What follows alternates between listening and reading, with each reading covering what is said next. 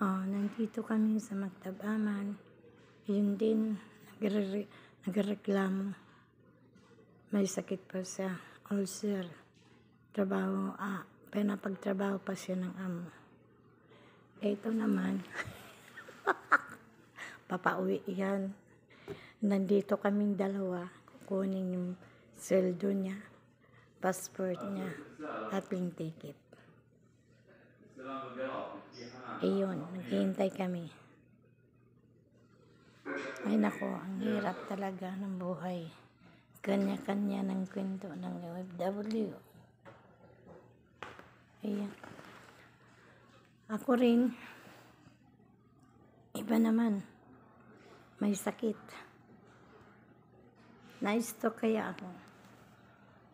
Kaya nandito ako sa coordinator ng Nigerian para magpagaling.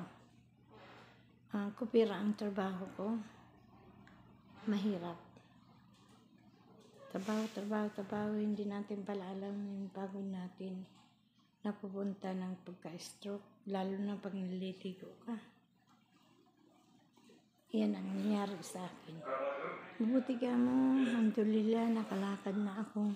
Maglilimbuhan na ako ngayon. Yung pagsasalita pa ang problema ko.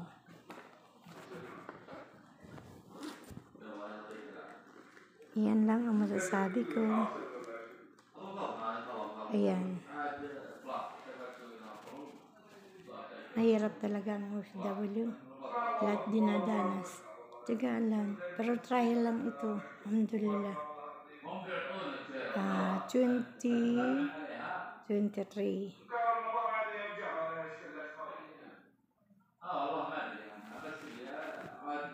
Baka mahaba ng video ko. Hanggang dito na lamang.